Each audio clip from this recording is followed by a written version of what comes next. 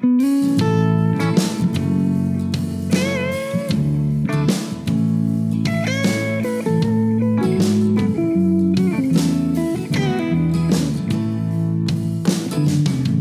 these Biloxi blues, it happens every night. Every night. And I ain't never met a riverboat dealer that could ever be a friend of mine.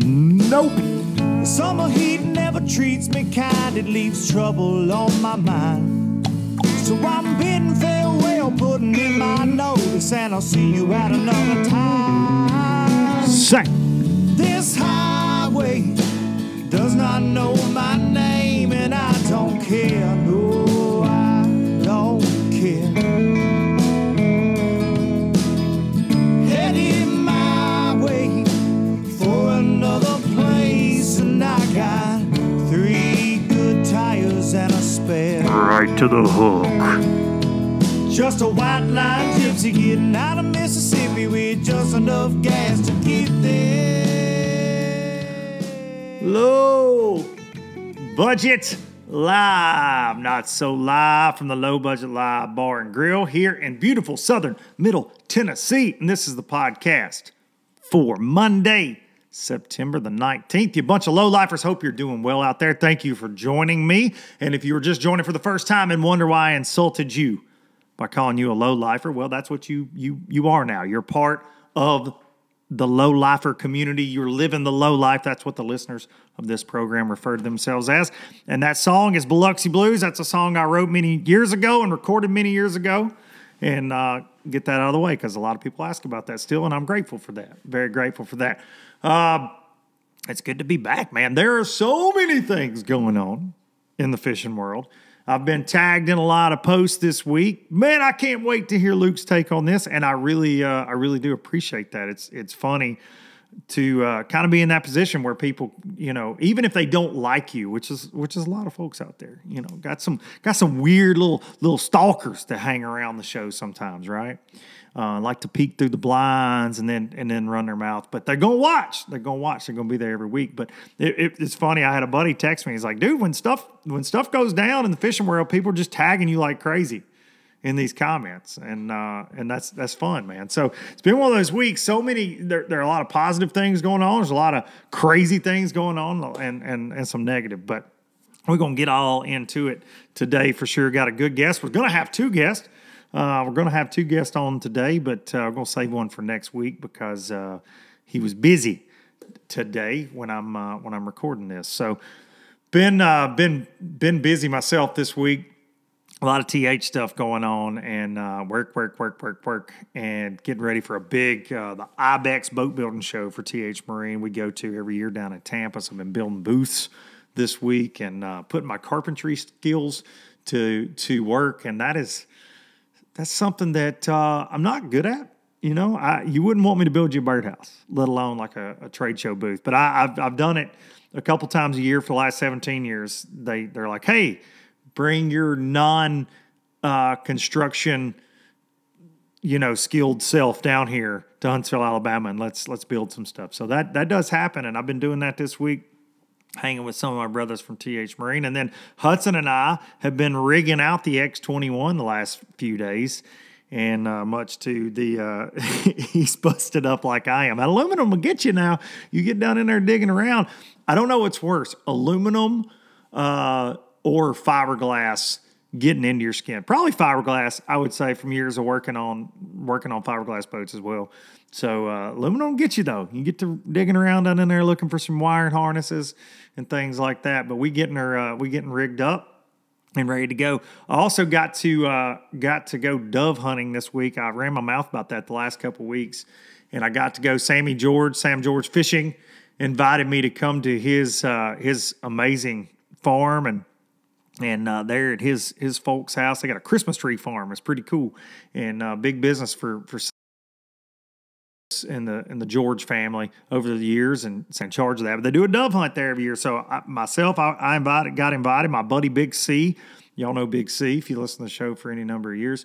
Big C, Kyle Austin, who just finished in the top 5 there at the Bassmaster Open up on the Chesapeake. Kyle had stopped at Trey's on his way to the Red River and Trey's at Sammy's, and then little buddy Trey Swindle, our buddy Elliot, but we got Trey Swindle out of the house, man. We got him out, and I got to say, we gave him hell all day long, all afternoon long, and what Trey has shown me through this with the resiliency with handling the DQ like he has, and just not letting it get to him, man. And now he's down at the Red River practicing for this week's Open, and he's just trudging through. And it's really it's made me emotional, honestly. Like I've been so happy. I talked last week. There was some negative. You always get these mouth breathers that are going to say dumb stuff because they don't know any better, right? Or they're insecure in their own skin, and they're jealous of like a kid. But what Trey did, made an honest mistake. And obviously he didn't have the proper amount of coverage, or couldn't prove that he had the proper amount of coverage. And Hank made a tough call there, Hank Weldon. And I've talked to Hank this week.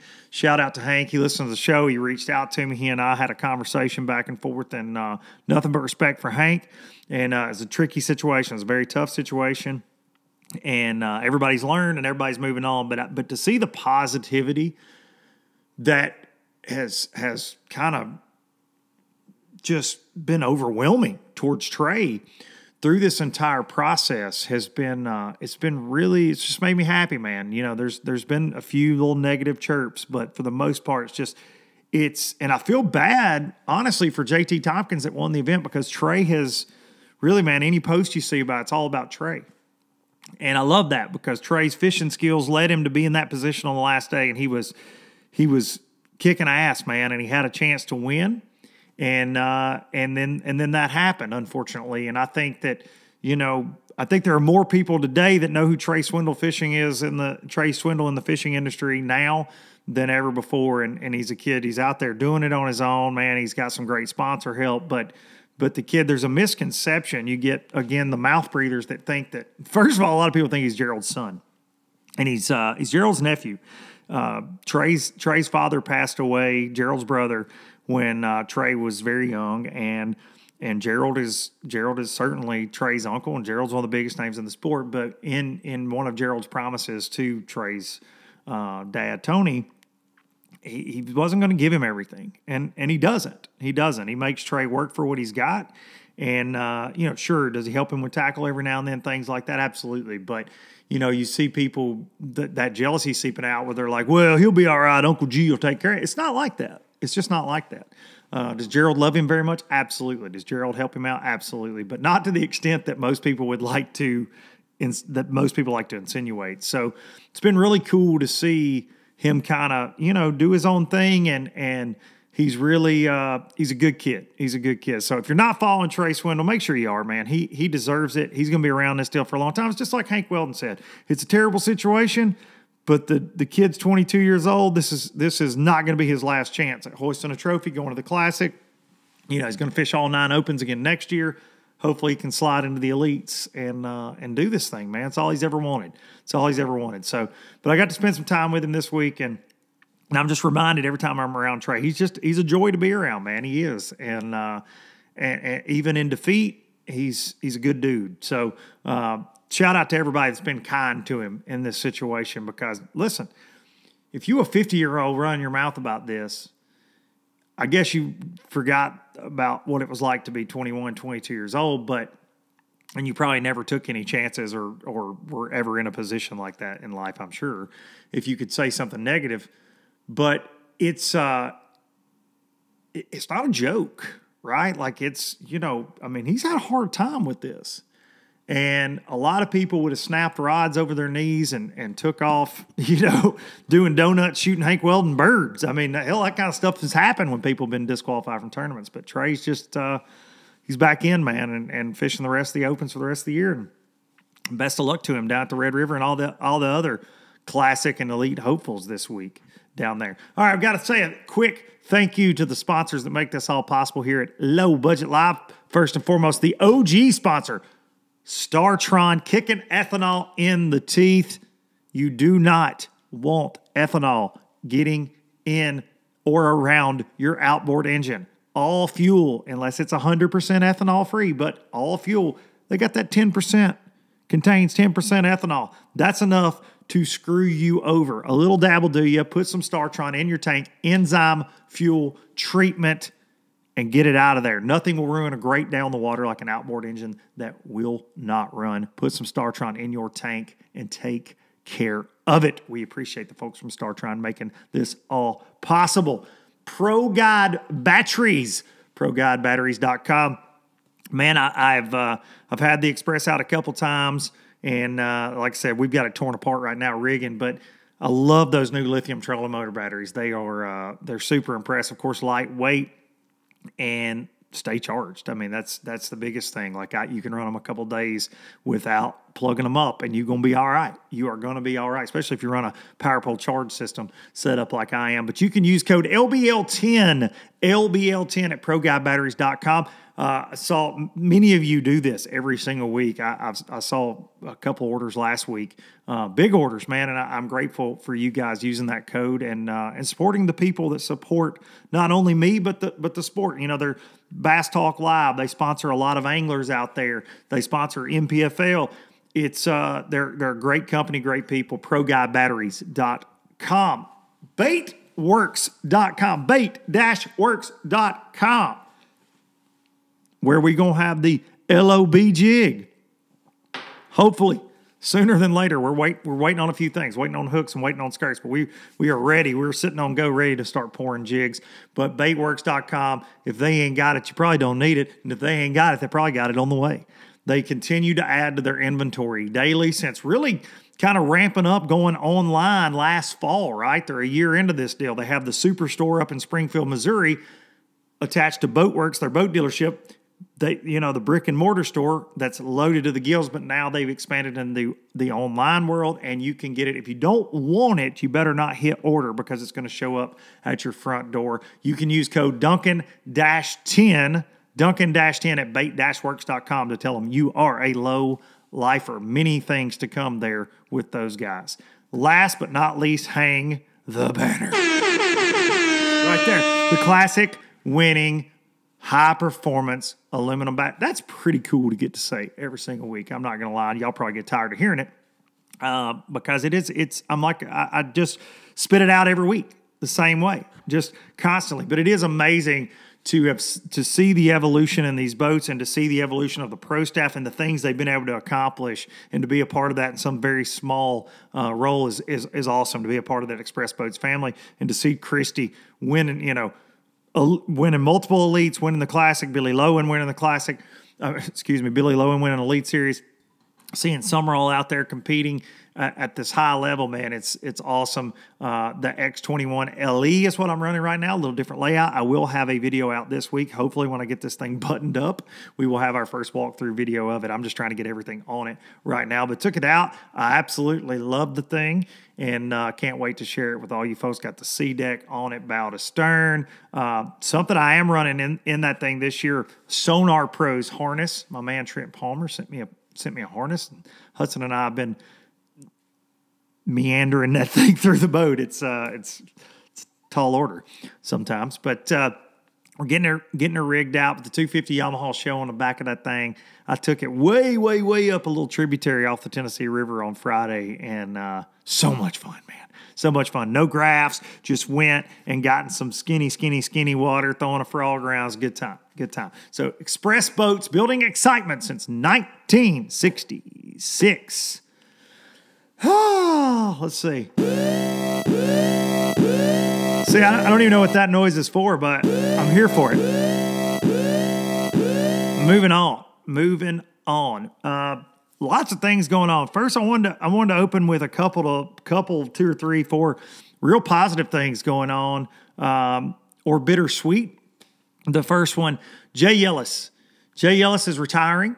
And he is somebody that I can't imagine what bass fishing would have been like, professional bass fishing, to not have him in it. He's been in it for a very long time. Such a great human, but fantastic angler, fantastic teacher, and he's just done it all, man. He's just done it all, and it makes me smile to think about my memories of watching Jay fish. I was in Birmingham on the front row when he won the Classic down there. And I remember the chills on my arms when they come bringing him into that arena. And he'd been fishing up below the Logan Martin Dam there on lay, drifting in the current, which was something I grew up doing. I loved it, and it was cool to see that's how he was breaking it down and catching them there. And they had that pontoon boat. They're iconic footage, but a pontoon boat ran in between him and the bank in a real small area. It's crazy.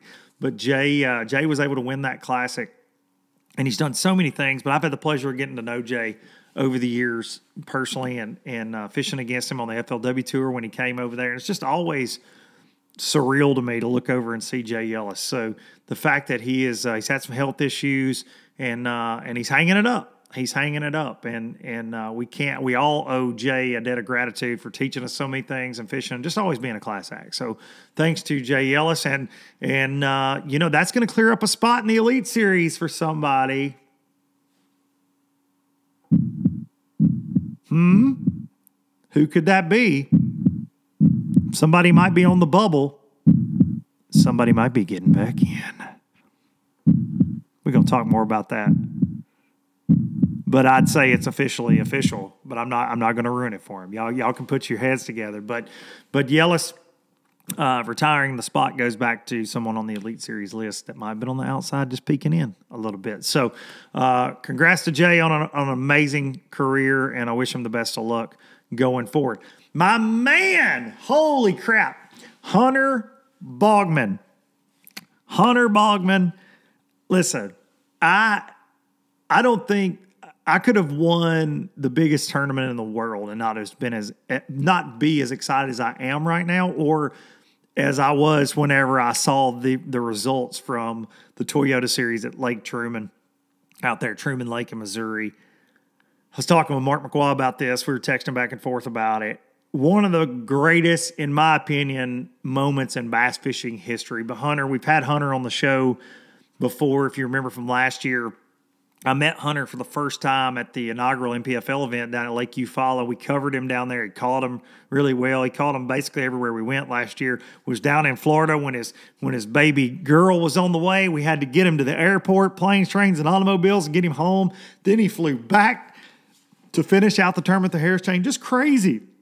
The dude is obsessed with fishing. He fishes as many events as anybody I know, and he got the win at Truman. They got him on stage, and Hunter, if you've never looked him up, or if you don't remember that episode, but Hunter is wheelchair bound. Hunter was born perfectly healthy and had meningitis. Hunter lost both of his legs, and he has I think one arm, and he has a deformity on another arm, and it is he is amazing. He's amazing. He is an outdoorsman. He shoots bows, guns, kills deer. The dude is amazing, but he is a fish catcher. Like, take all the fact, like his disabilities, everybody wants to get hung up on that, and it is incredible. It is incredible, but take all that aside, like, my dude is an animal. Like, he catches them all the time, and when he's not fishing a big event, he's fishing a smaller event at home, he just fishes. He uses the hashtag Hunter Fishes, and it could not be more appropriate. That's all the dude does. He is a machine, son, a machine, and he was a pound out going into the last day, and I woke up. I had just a funny feeling yesterday. I don't know, and I was so glad to see that. And Mark McQuaw told me with their setup, they never had Hunter on stage with his wheelchair. And Mark's like, I wanted to make it work, and they got him on stage, and he wins. Man, it doesn't get any better than that, guys. That should be the biggest story. That not only in bass fishing, it should be one of the biggest stories in the country. You want to cover something? Cover the fact that you should shut your mouth and never make an excuse again. Ever. And I was going to have Hunter on today, and we were texting last night, and he's like, you name the time, and I'll be there, Bubba. And I'm like, all right, well, in the morning, I'm recording. And he says, I can't. I'm fishing tournament. So Hunter left Truman, drove down to Arkansas, to the Arkansas River, and is fishing some team tournament championship this morning. He can't help himself. So we're going to have Hunter on next week for sure. Just somebody that when I was on site at the NPFLs last year, it was always a joy to be around. I had the pleasure of spending a lot of time with him last year. Got to cover him several times with him catching the crap out of him. And just a solid human, man. Just a solid human. And I'm so happy for him and his family. So y'all go follow Hunter. Go give him a big congratulations, because it's just awesome, man. I haven't stopped smiling, to be honest. Like, it's just been my wife and I last night, we were just all excited, and folks from the NPFL texting around. But, dude, he fishes ABAs, he fishes NPFL, he fishes BFLs, Toyotas, team tournaments. I said it in a post online. He fishes as much as anybody I know, as many tournaments as anybody I know. It's incredible. It's truly incredible. So congrats to Hunter Baughman, man. Takes it by a pound out there, wins him some cash, and it's just awesome. Just so fun to see, man. You should never make excuses. Iaconelli said it best, never give up, and we all get caught up in our own whatevers in life. I know I am 1,000,000% guilty on a daily basis, and Hunter has taken what life has given him and just said, all right, and like a running back, just grabbed it and just threw the line, man. He does life better than anybody I know, and it's a joy to see. So congrats to my dude Hunter Baughman on that. Got to say a quick congrats to Jacob Wheeler for being just what he is. Incredible. Another just adds Angler of the Year to the shelf. And I think this is the first top 10 maybe he missed all year or something crazy, or made 6 top 10s. I don't know, something really dumb. He plays that game. Not only is a great angler, but he plays that Major League Fishing game better than anybody. I mean, obviously. But he has got it down. Unless you're talking about Dustin Connell, and maybe he doesn't play it as good as Dustin has this year. 3 wins, 2 back-to-back. My God. DC on a roll, man. Can't say enough about the dude. He's a hammer. And I'll tell you, if you don't follow him on like YouTube, social media stuff, he gives out the goods. Dustin will lay the dirt on you, man. I'm telling you. So, cool to see. 3-time winner in one season. I don't know. Like, I don't care what you're doing. That ain't, especially with that format. Like, it's just not easy to me. Like, it's just not easy to do. So congrats to Dustin on a win. Somebody else I wanted to bring up from BPT, MLFLW, RIP, FLW, Dakota Ebear. Somebody I got to get on the show. Dakota is and has been a wrecking ball since he came on the FLW tour. You know, the last year I fished, Dakota was around. I don't know Dakota well. We got a lot of mutual friends, but he's a fantastic angler. But I think he's coming off of like either his 6th or 7th straight top 10. Straight top 10, dude. It's incredible. And that's pro circuit and BPT included in that. But he just qualified for BPT last year. He's mixing up with those dudes, and it's man, he's got it dialed, and he's so versatile, man. You see the things he does to catch them. Very cool to see Dakota doing well. And I got to give a shout-out to my little buddy Michael Neal as well. He made the top 10 up there. It seems like he's always in the top 10. Wins Angler of the Year in the pro circuit 2 years in a row. Nobody is as dialed as he is right now, I feel like, across the board. You know, I mean, he's in a very, very elite group of people that are smashing on him, man. So congrats to all of them boys. Of course, you got the Bassmaster Open this week down at the Red, the old dirty Red River. And I got a text from our guest. Hang on a second. Hang on.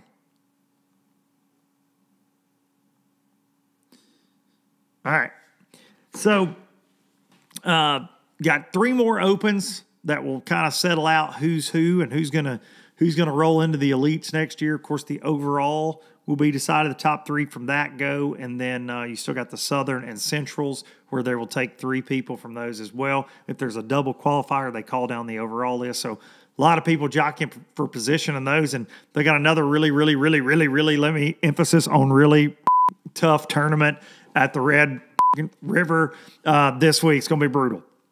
It's going to be brutal. I think there are 7 bass that live in that entire thing now, and somebody gonna go to the Classic though. Those are the ones to be in, because it doesn't take a pile of weight, and you get on a little solid deal, and you can certainly go to the Bassmaster Classic. So 2nd event in the Central Division kicks off, and word on the street, going to be some rule changes for the Opens next year. Word on the street is we're going to see a schedule hopefully soon, and they say, whoever they are, best schedule they've ever had. I have made the statement on here that I'm not going to fish next year. I don't have time to fish all 9, obviously, but I've been told that there's a couple divisions that I might not be able to ignore. So we'll see. I have been challenged that there are some divisions that I might not be able to pass up. So we'll see. Bring it on. So look forward to hearing what kind of changes I may have. Hopefully, maybe some payout changes. We'll see about the Bassmaster Opens. Of course, something that's going to, I would think, help the Opens a lot is, I talked about it last week, and it's these pro circuit changes. The Tackle Warehouse Pro Circuit is no more. It's going to be called the Major League Fishing Invitationals. They are going to be called that. So the FLW Tour, it's changing again. It morphed into the pro circuit, and now, of course, it is the MLF Invitationals. And I talked about this a lot last week, so I won't just rip on it too much. I saw the slide deck that was presented to the pro circuit anglers. Of course, it was presented to the BPT guys first for some reason, and then presented to the guys that pay money at the pro circuit, and a lot of which have been after it for a very long time. And it was met with mixed reviews. Overall, I think the payouts are not bad. They went down a couple $1,000s throughout the standings there. From best I can tell, they're going to pay $10,000 down to 30th instead of 50. But I think there's some $8,000 checks down through there. $5,000 entry fee. Something that cracked me up though is on the deck they were comparing it to the Opens and to MPFL on their slide deck, and I just thought that was funny. I thought it was cool to see MPFL being compared, whether it's good, bad, or the ugly. You know how they're comparing it. But to see that, you got Boyd sitting there with his glasses on, and he's comparing it to MPFL, which is a trail that's, not even in 2 years in. When you're comparing the FLW freaking tour to MPFL and the Opens, it's not, it's been a notch above the Opens, right? It was the tour. It was as high as you could go at FLW until they bought it. So it's just kind of bizarre. And the payout is better than the Opens, but you're also paying $5,000. Now there's no championship. And something else that kind of makes me laugh, you have this win and you're in thing now. They all left Bassmaster because of Bassmaster doing everything terribly, apparently, according to most of those guys. And now they're just ripping off the Opens completely, and you get to go to, but you don't get to go to the Classic, you go to Red Crest.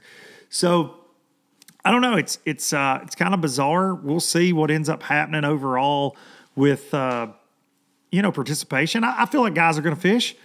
There's just some people are loyal to a fault, and I think as long as there are good people there that have been with FLW and for a very long time, I think you'll still have guys sign up. It's going to be interesting to see. I saw some of the chat messages going on during the Zoom, and there were lots of people that were not happy. I will say that. I don't blame them. When you feed them a sandwich and you're basically like, yeah, you're the pieces of that are costing us money, and you bought the organization. It's bizarre, and you can never rip that Band-Aid off. But they said they lost $2 million. Like I said, I can't look at their books. It makes sense to me that it would be, but also at the same time, I said right here, about 3 years on the nose ago, right here, that upset some people, hurt some feelings. When they started bending sponsors over a barrel, that were with the FLW Tour, and I've been in some of those conversations, and I've heard how that went, but they lost significant sponsors. They tried to strong-arm Ranger boats and Bass Pro Shops on the tour side of things, and I know what the Ranger sponsorship was with FLW, and it was significant, and they ran that deal off. Costa left. There were lots of things that went on, and I think that hurt, and that was just an arrogance thing, coming in, ripping up contracts and being like, well, this is going to cost you more money now, and that definitely hurt things. It definitely did, but to basically blame the old FLW Tour, the pro circuit, for your financial woes, though, and just be like, hey, man, we're losing $2 million, so we're going to change this up. It doesn't make us any money. And obviously the Toyotas and BFLs, I feel like, are probably the money makers, and that's ultimately why they bought it. I mean, I don't think they ever wanted the pro circuit. They never wanted that extra layer. I just think that you're signing back up for that, and granted, that's what's going to qualify you for BPT still, I think, even though you can cherry pick them from what I've heard, you can just fish one if you can get in. I don't know. I've heard Bass Pro Tour guys can cherry pick them and get in, or just everybody can cherry pick them. I'm not sure. I'm not sure how it works, but I just don't know how you could continue to say, hey, I'm going to put my eggs in this basket. If you want to do the professional bass fishing thing, if you just want to fish 6 and be done, I get it. But at the same time, I don't see this trail being there in another year. Like these significant changes, granted, this payout's still pretty good. I just don't see them sticking with it. I don't. If it's costing them that much money, and that money needs to go to the bottom line or go to BPT or go wherever, I don't see them continuing to have it. You know, that top prize payout, it dropped down. I think you got to have a Phoenix to get over 6 figures with that now. So, I mean, certainly the payout changed significantly. It's still down into the field. It's pretty good. But for me, it'll be interesting to see who signs up, how many guys sign up, and how many guys jump over and just fish all 9 opens. I think that I was talking with some industry folks this week, and they're like, what do you think this will do? And I really don't know. I don't know. I think it all depends on what your goals are. Like, do you want to be on the Bass Pro Tour? Do you want to fish the Elite Series? Do you want to just fish? I've got friends that fish the tour that just like fishing 6 events with a chance at a championship that are like, you take a guy like Alex Davis. He runs a successful guide business. He likes fishing for big money. FLW Tour is where it's at. He's been a Ranger Pro forever.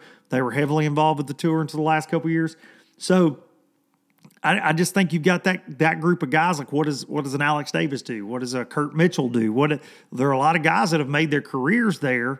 But I'll just double back on something I said last week. I just hate it for the legacy of FLW. I hate it for all the people that have been very successful building their careers with FLW, that had great careers with FLW. I hate it. I hate it for the hard work that went into the tour so many years. Guys like Bill Taylor and Kathy Fennell and the things that they did to try to separate it. They were innovators for a very long time. They certainly pushed bass to up their game, especially payout-wise in the late 90s, early 2000s. And we saw unprecedented things happen there, $1 million winners, things like that. And I think it's a shame. I think it's a shame that this level eventually will just be kind of erased, you know. That's my take on it. That is my take on that. All right. And still, I think it's going to be a good trail to fish. I do. I think the payouts are okay. I just think that it would be hard for me to emotionally and monetarily invest in it, thinking that there's a chance that in a year or 2 years that it's just non-existent. That's the scary part. Now, obviously with BPT qualifications, they'll have to revamp somehow if that were to be the case. But it's very interesting.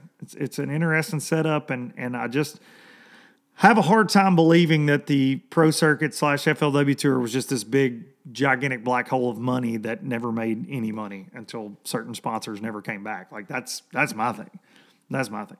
All right. So,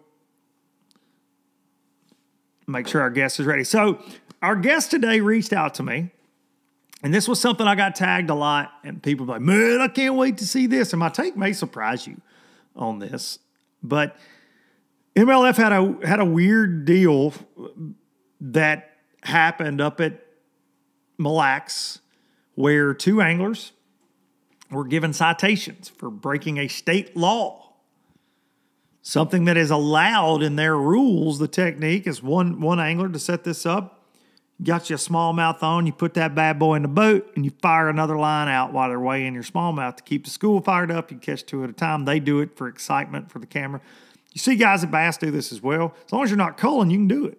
You get a fish in the boat, you can fire another rod out there. You unhook him, you can fire a drop shot out there and lay the rod on the deck. You see guys do it. See guys do it a lot. As long as you don't cull in a 5-fish tournament, you can do that. So it's nothing new. But Minnesota has a law against 2-line fishing for a singular angler. Believe the way it's written, single angler, can't have 2 lines. And so you see these guys, they do it at smallmouth events mainly. And little Alton Jones Jr. and Jacob Wheeler were both given citations, but they weren't disqualified for the event. There have been people in a mad, crazy uproar about this. And because a lot of tournament organizations do state that if you break a state law, you're disqualified. That's not how their rules written, to my knowledge. My beef is the fact that it's in the rules that you can do this, and Major League Fishing didn't know the state laws to let their anglers, and look, the anglers should read the laws as well, but I can tell you, I've been to a lot of different states fishing in my life, been very fortunate to do that. I don't always look at all the state laws. I dare say every Elite Series guy, I mean, there's probably some, but I dare say every BPT guy, you don't know all the state laws, man. You don't. It's your responsibility. It says that in the rules, but most of us don't. But I think for MLF to not know that that's a law, the tournament director, to not know that's a law, and to put the anglers to not just say, hey, at the meeting or whatever, when you're talking about crushing the pro circuit, you could have just said, hey, don't do that this week. To put them all in this situation. I will applaud them for releasing the press release about it, being upfront about it. I've heard tell some things like this happened on the Elite Series, guys with fishing license, different things this year. It happens. It's not an automatic DQ every single time. It's just not. And I think it depends on totally on what happens. But I've had people comment and tag me and say, well, Bass DQ'd somebody over insurance. They can't even, DQ somebody over breaking the law, damn BPT. Man, I just don't see it like that. They all had the opportunity to do it. So it's not like Wheeler and Alton Jr. had an advantage by doing it or were doing something shady or sneaky. All of them have the opportunity to do it. It's written in black and white in their damn rules that you can do it. So they just got caught by the DNR per video, however that happened. They got citations. They moved on. I don't necessarily think they should have been disqualified at all. I don't. I think everybody wanted my take to be like burn it down to the ground on this, but it's just not. I don't know. I think DQs are harsh, dude. I do. I think DQs are harsh. Now, like the situation with Sprague, he ought to be banned just for the blatant lie, right? And then a track record. But like in this situation, I don't know. I just didn't get that fired up over it. But one of the two guys reached out to me, was like, hey, I know you're going to talk about this on the show. I would like to come on the show and talk about it with you. And I love that. I thought that was awesome. So, ladies and gentlemen, we're going to get him on the phone right now. I'll look something up real fast before we get him on here. Should have done this already, but hey, sue me. Sue me if you don't like me Googling here. It's like live action right here. But this guy is it's a great angler. I mean, a fantastic angler. Comes from a long legacy of fantastic anglers. Let's see here. Trying to see one thing, dang it. I will say that the Major League Fishing website is complete doo-doo trash. Like it just is. About half the time. You can't find anything. I can't ever find anything. Doo-doo trash. You're welcome for that. How do you find the point standings? I can't even. This is crazy. I was trying to see point standings, whatnot. You would think like you'd have your Angler of the Year, like a big whatever, but I can't find that. Oh, well. But Alton is certainly, Alton Jones Jr. is going to be our guest today, and he's certainly way up there in the point standings this year. And let's get him on the phone right now. I think he made heavy hitters as well. We'll ask him. We'll just ask him point blank. Ladies and gentlemen, Alton Jones Jr., the cheater. The cheater. Hey, cheater. What's up? Hey, man. Come on. Hey, I had to open with that, you cheater. That's what, hey, I'm trying to give the people what they want. Alton, like they want me to tear you apart, tar and feather you, shame on you. How dare you use two lines when you're allowed to? Except not in Minnesota. You're giving plenty of them exactly what they want. So what's going on? I talked about it before I got you on. I'm like, I really respect the fact, and you and I are buds, man, and we talk a lot. Yeah. I've always appreciated the fact that you will call me on my BS, and you don't care if I call you and be like, hey, why is this going on? And you're like, well, you don't have all the facts. Like, we've always had that relationship, and I love that. And you know I respect you immensely. So when this popped up and people were just losing their minds, I wasn't even, I've had so much going on. I really wasn't even kind of dialed up to what was happening. Then I started getting tagged in all these articles and things, press releases. And then you reached out to me and you were like, dude, I know you're going to talk about this. I would like the opportunity to come on and talk about it with you. And I love that. So A, thank you for doing it. I very much appreciate it. And B, kind of just walk us through it to kick it off. Like, how does this go down? Does the Minnesota DNR, did they watch you in person? Did they watch you on camera? Like, how did this take place for them to go, hey, Alton Jones Jr., you're getting a ticket? Yeah, so there's a lot of, like, how we got to that point that I don't really know. So we'll just start off first day of the tournament. We've got Group A and B. I'm in Group B. I had a camera all day the first day, did pretty decent with about 10 minutes left in the day. I hook a 4-pounder. While I'm reeling it in, like smallmouth do, there's like dozens of them with it. Mm-hmm. And I take a second line, which we've all done at MLF. All the anglers have done multiple times. Oh, yeah. And drop it in. And unknown to me, absolutely broke a Minnesota state law. I failed in my attempt, didn't catch that other fish, but we move along. So you didn't catch two. This was basically just a cast. It was just a cast. Yeah, it was just a cast. Yeah. And so I believe it was like midday the next day, we get a text says, hey, unknowingly, that's against the state law. We're no longer allowing anglers to do that. So there was it was news to the league that was against the state law. Right. And I mean, ignorance isn't an excuse. That's right. But I mean, I'll just go ahead and say it wasn't just me and Wheeler that had done that. Of course we were just the two that did it on camera. Yeah. That's right. And neither one of us were successful at it either. So, I get the text. No big deal. All 80 of us got the text. Fast forward the next night, I get a call from the tournament director, Aaron Brashears. Hey, this thing's really blowing up. A lot of people have written emails directly to the league and to the Minnesota DNR, the Crime Stoppers tip line. Hang on a second, man. Hang on a second. Can you say that again? I mean, literally, like, there's like a tip line, like a Crime Stoppers type tip line. And I don't know if it was 3 people that sent 20 emails, or if there was a couple hundred, or if there was a couple hundred people. I don't know. But Lord have mercy. There were some people that made sure their voices were heard and opinions. And everybody with a fake page on Instagram. Yeah. And so this is at 9:00 at night before I'm about to compete. Aaron said, hey, look, like, this is getting blown way out of proportion. They want to, there's a game warden. He's going to come to the place you're staying. You're going to get a citation. And so 9:00 at night, he came to my house. Then he went to Wheeler's house, wrote us a ticket. Now, I'll say he was incredibly cool, very level-headed. He was like, this is a waste of my time and resources. This is a joke, but it's coming down the flagpole, and this is like what has to happen. You know what I mean? Yeah. And so I got me a ticket. It doesn't say on the ticket. It's $140, $150, something like that, which is fine. And he had whoever had sent it. I mean, they had clipped the live stream and sent the video.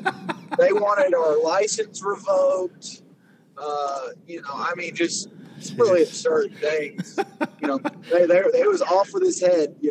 Dang it, dude. People just love that. There's some people that don't like the league. There's some people that don't like it. I think it's amplified whenever Jacob Wheeler's name is attached to it. There's some people that don't like Jacob. I, for one, really like Jacob. No doubt. But I think you just kind of get wrapped up into this ball. People love controversy, and that's where it stood. It's not my call on what the league decided to do, DQ, no DQ, time penalties, whatever. But they knew that they had messed up. Yeah, they messed that up for sure, dude. Like, it's not, I mean, it's each individual angler's responsibility to know the laws. But what I talked about for you before I called you how many times do you look at state law? Like, I don't. I fished all over the country and back twice, and like I know that I don't, unless I hear a rumor like I'm talking to you on a long drive like we do, and you go, man, have you heard about that rule in Michigan that says you got to fish in one flip-flop and you can't go near a marina? And you're like, what? And you go looking it up, and you're like, oh, I'll be down. Like, I hear about stuff like that every now and then, just random weird state rules. Or what was it when bass was in California? They had to be hooked inside the mouth, no matter what bait you were using kind of deal, right? Like, there's always these weird ones you hear about, or the Brandon Polnick, the culling thing a few years ago on the Mississippi River, just bizarre rules. But this one I don't understand, just because you have so many, and maybe it's probably pertains to walleye or crappie or catfish or something, I'm sure, more so than bass, and you guys got affected by it. But I think that, you know, you guys, it's in black and white in your rules that you can do this. And like Ruck's, his statement was, hey, we do it for excitement, we do it for fish catches, whatever. And guys do it in every league. If you're smallmouth fishing, as long as, like if you're in a 5-fish tournament, as long as you're not culling and you don't have both lines in the water at the same time, guys do it. You can do it. It's something that happens a lot. I do it fun fishing for smallmouth. Like, I've done it in tournaments. So, but I think that the league kind of let you guys down, not to like beat on them, but they did in them not knowing that was a law, even though it's a weird law. But they didn't know that going in. But the people that are like off with your head and Wheeler's head, if you'd have been caught getting fish out of a basket, I'd say this podcast would be totally different. For one, I'd be in jail. No doubt. Yeah, we'd be doing this on a collect line. Yes. Call from. But they did make a mistake. We're still early on in this. There's some inexperience in some areas, but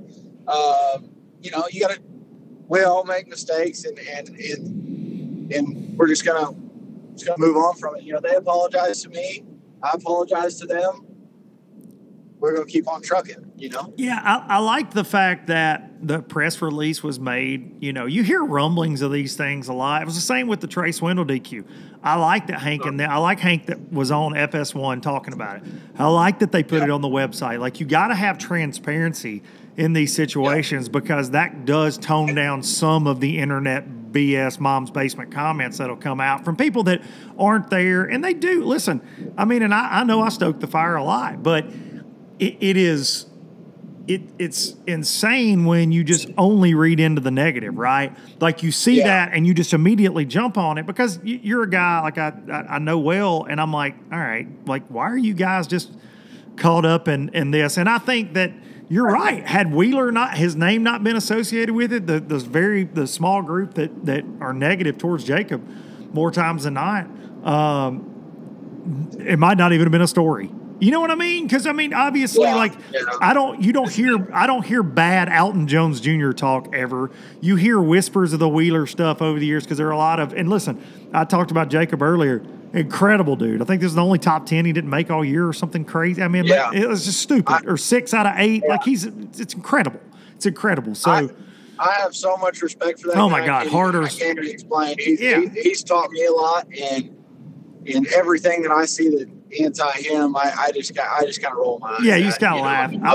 I've talked about it on here for a long time, man. People they love to obsess over Jacob, and Jacob is he's the hardest worker in the room, dude. He's the hardest worker in the room. It's hard. I tell a story all the time. I saw him before the Chickamauga Super Tournament that he won. You guys had been maybe to Florida for heavy hitters. I can't remember. But he had been somewhere, and I rolled up at the boat ramp on Pickwick the day after you guys finished in Florida, and he was at Waterloo at Pickwick riding around. And talking to him like, what's up? Why aren't you home? He goes, well, chick's off limits, so I'm down here just kind of brushing up, you know, keeping my offshore stuff going. And he had won the Toyota Series on Pickwick like a month earlier, and I was like, bro, I think you're good. I think you're tuned up. Like, go home and see your family. Like, he's an animal. I need him to lose his edge a little bit because, I mean, I just don't see his reign coming to an end for a long, long time. But He pushes us all to be better. For sure. Well, and I think being in that kind of competition is very good, right? Like it does. It does push you guys, and you're seeing that. I mean, my gosh, dude, look at Connell. 3 events this year, and you could tell he upped that forward-facing sonar game. I know you've been with Garmin as long as I have. You're tuned up on live scope. Like you are dialed on that deal. And it's very much played a lot for you guys this year, I feel like. Not saying that's the only way anybody caught any fish, obviously. But it's definitely played a huge role in all professional fishing this year. No doubt. I mean, dude, my dad is, he had an amazing year, like 5 out of 7 top 10s. And he may have a different opinion on it, but I think a part of it, he's taken all that old school knowledge and grit, but he's like, in his own way, become a forward-facing sonar fisherman. That's what I was going to ask you that about your dad, because he finished 3rd in the AOI, and incredible year. And I've seen a lot of what I've got to watch this year. It's what he's doing a lot. He's out there live, and it's almost like knowing your dad and him being somebody I followed growing up so much and a fishing hero of mine, and sight fishing, right? Sight fish. Like he's this just OG. We saw him win with it, but you think that's why he gets fired up about it, because it's very much you're just sight fishing on a screen, right? Like it's tricking the bass into biting. Yeah, right. I think what it's taken too is like it's so much more than just like a smallmouth derby or a suspended fish tool. Like, I mean, you can be in the back of a shallow creek, and you just got to keep one eye on it at all times. That's right. You know, it's not like you're catching every bass on it, but like, how many times does one 4-pounder, is that the difference in a top 10 finish and a 50th place finish? No doubt about it. One bite, and you just start to utilize it as a tool. And I always joke that we're all going to look like so goofy as old men because all we do is stare down. We're going to be cross-eyed because we've got one eye on the horizon and one eye on the screen. But it doesn't matter where you are. I mean, we go to Florida, I'm looking at it. No doubt. It's crazy. It's strange. I've been running my boat without electronics for the last couple of weeks because I haven't got them installed yet, and I've been wanting to go fishing. And I'm like, I'll go old school river route. Look, me and Sammy George were talking about this week. I'm like, oh, screw it. I'll go way up this creek on Wheeler that we've always fished, blah, blah, blah. And I get up there and the damn fish were schooling in the middle of it. And I was like, oh, I wish I had live scope. Like, I start getting like shaky. I'm like, I can go throw a chatterbait on these laydowns to catch them. Nah, they're coming up over 20 feet of water, and I don't have live scope with me. And my jerkbait. Yeah, or my Kitex in the boat. Of course I don't. Yeah. I was going to be meat and potatoes like the good old days. Dude, let me ask you, just because you brought up Wheeler, and I know you guys are buds, let me ask you this. I had this debate with someone this week, and I want an insider opinion on this. And I feel like this is I'd like to get Jacob on to talk about this too, but somebody said this. We were talking about the game that is MLF, because it's a different game. Yep. It's the same game, catching bass, but you got to stand on their throats. You got to stand on the throttle. It's crazy to see the numbers that get put up by a lot of guys on certain days. But Wheeler has got it dialed. I think we all have to say that. But let me ask you this, and this is a very loaded question, so I'll just preface it by saying that. Would we see, like, if this was, because he's done well no matter where he's ever been, right? But do you think we would see this level of dominance from him as far as getting top 10s if it was a 5-fish format and the game was different, right? Do you think that he knows how to play the game better than everybody? Because obviously we know he's a fantastic angler. He figures them out, whatever. But would we see these kind of numbers? That's the loaded question. If he were anywhere else, what do you think? So there's kind of two answers. It's a yes and a no. So yes to top 10s, no doubt. The dude, he's the best angler on the planet right now. 1,000,000%. It's not even close. Like, the dude's going to win AOY wherever he goes. Dude's going to win derbies, catch top 10s everywhere he goes. I do think under a 5-fish format, it's a little bit more difficult to have that success because there's less data point entries, right? Like, you're not going to beat Wheeler when it comes down to an every fish count format. However, you might beat him when you catch that lucky 9-pounder. That's right. You know what I mean? That's right. So there's going to be some of that. It's like the law of averages, yes right? no. You know what I'm saying? Right. It's like the law of averages. If you got to go catch a bunch of 3-pounders to beat a guy, it's one thing, and you got to catch freaking 40. But if all he can bring in is 5 3-pounders, you know what I'm saying? Like, you got a chance. You catch you 4 3-pounders and a 5, you beat him that day, right? Like, we all know how 5-fish tournaments work. So I think it just his overall strategy, man. Like, you hear some of the things he does on the off day. He's going to other lakes and practicing to, you know what I mean? Or he catches enough and then he goes, oh, well, the wind's going to blow here in the knockout round, so those guys can't go find these bed and smallmouth. So I'm going to go there today and mark them, and then I'm going to kick their teeth in on the top 10. It's phenomenal to see that. Yeah, but he plays chess, not checkers. Out there. I mean, every move he makes is calculated. So where did the dust settle for you? I know you got a heavy hitters qualification again, correct? I was last man in the heavy hitters. Okay. Which is great because that was a good one for me this year. No doubt. 15th in AOI. Okay. 16th in AOI. Sorry, there's me lying to you again. Cheating. Hey, who was in the car that just called you out on that, by the way? That was my dad. That was big. That was the man. Yeah, he's in here. He's listening to you. Now, so Alton had to call you, and I love that you were like, I'm 15th. He's like, hey son, you were 16th. That's my that's my favorite. Hey, it's okay. I've gotten him like the last 4 years, so it's okay. He got you this year by a lot. He did. He got everybody. I mean, it's pretty amazing. I mean, we were doing the math, and almost every other year, like after 7 events, you're right there within AOI. And this year he finishes third, and he's like, I don't know, 90-something points back. Like, literally, if there was an 8th tournament, you don't even have a chance. Which is it just shows you the level of dominance that we saw from him. Yeah, and that's what I was talking about. This friend of mine, we were having this just, debate going down the road board the other day about Wheeler. That's why I asked you that question. And Jacob could have almost not fished that event and still won. It's just crazy to think about. Even though you look at Joe, you look at your dad, the years they have, just fantastic. You said your dad 5 out of 7 top 10s. It's just wild, man, to think like that's as good a year as you can ever have almost, right? Like your dad's been at this a very long time. I think he would agree with me. Like that is not easy to do. And then Jacob's just like, oh, you think that's good? This is what I'm going to do. It's crazy, man. Yeah, you were talking about it. This year was his second best year all time. One time he finished second AOI.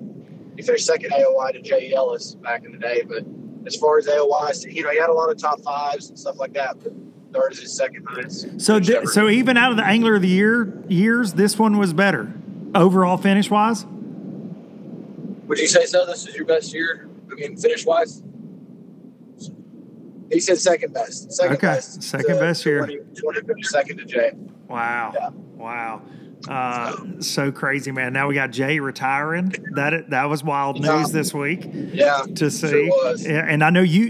Do you have a Jay Yelas story? Because being on the road, as long as like Team Skeeter for years, all that, you guys were all around each other. So, I mean, do you have a Jay Yelas story from like growing up around Jay that you'd share with us? Oh, like a favorite Jay story?